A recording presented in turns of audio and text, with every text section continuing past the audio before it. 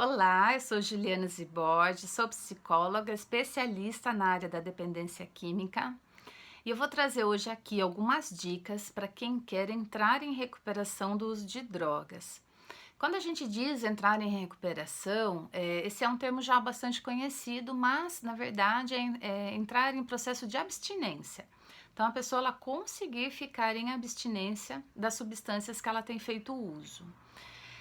A primeira coisa a ser feita para começar uma recuperação aí de maior sucesso é a pessoa aceitar que isso aconteceu, né? Que ela tem esse problema hoje, que ela acabou desenvolvendo um transtorno de dependência química e que ela vai ter que achar uma solução para isso. Né? A maior parte das pessoas acaba ficando muito tempo negando esse problema por alguns fatores, como a vergonha, a sensação de fraqueza, de fracasso, de ter essa dependência, raiva até de si mesmo, né?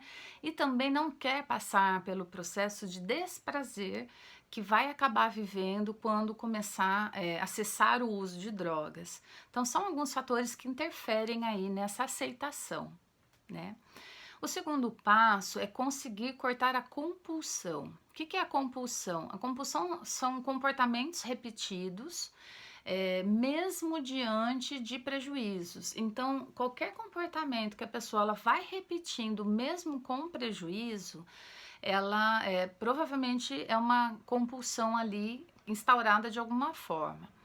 Então, na questão de uso de drogas, né, a pessoa ela vai fazendo uso das substâncias mesmo diante de vários prejuízos financeiros, emocionais, familiares, físicos, e mesmo assim ela continua usando a droga mesmo, né, com tudo isso acontecendo. Então, ela precisa cortar essa compulsão. Existem várias técnicas, várias manobras para ajudar a pessoa a cortar essa compulsão, porque aí sim vão vir os sintomas de abstinência, que são muito desagradáveis, muito desconfortáveis para a pessoa e que já é o primeiro obstáculo aí para a recuperação dar certo. Então, o que seria o ideal? A pessoa procurar algum tratamento, algum caminho, né, para ter um apoio aí nesse corte da compulsão. Para ela saber o que fazer, às vezes alguma ideia, alguma coisa que ela não pensou, né? Coisas que dão certo para outras pessoas. Então, os grupos anônimos ajudam muito. A terapia psicológica, né? As clínicas, médico psiquiatra. Então, tem aí algumas fontes de tratamento e de apoio, enfim, na internet também tem muita coisa que a pessoa ela pode procurar para ter um auxílio nesse processo, nesse momento, que é um mais crítico, na verdade.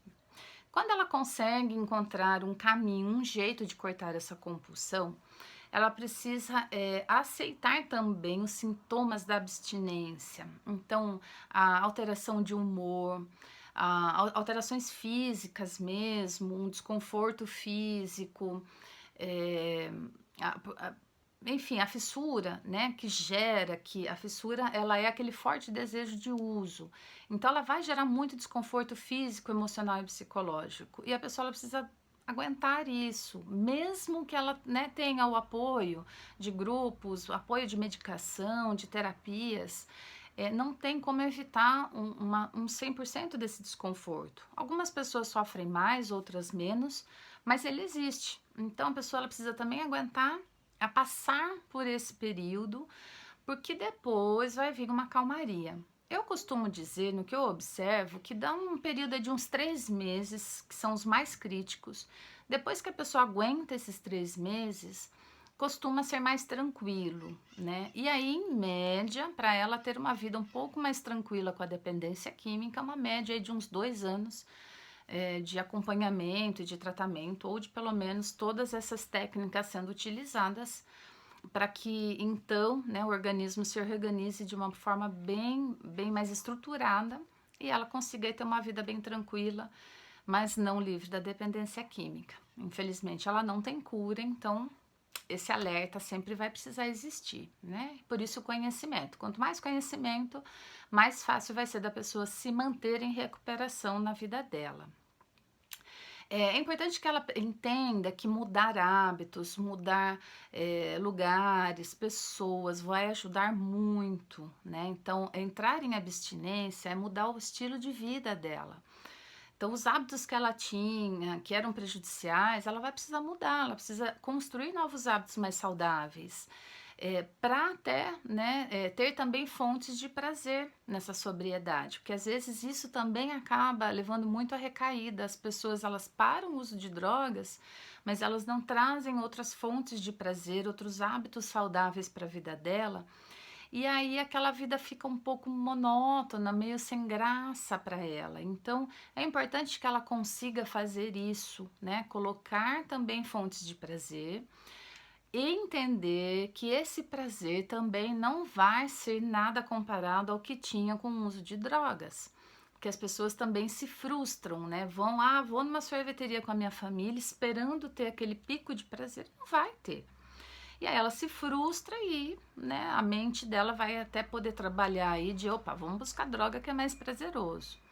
Então, tudo esse, né, todo esse conhecimento que a pessoa consegue ter vai ajudar muito ela a entender o processo para poder ficar em recuperação, tá? Alguns conseguem fazer isso até sozinhos, outros não, a maioria não, porque não é um processo simples, é um processo bem complexo para quem tem a dependência química, existem vários fatores que influenciam também nas recaídas, então é importante que a pessoa ela saiba, né, como que tudo funciona para poder conseguir aí ter mais chance de sucesso na sua recuperação.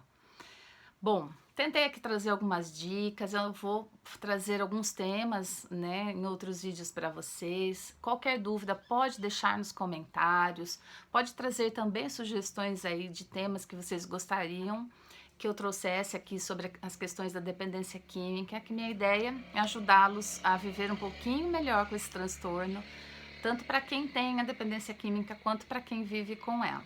Tá bom? Um abraço e até o próximo vídeo.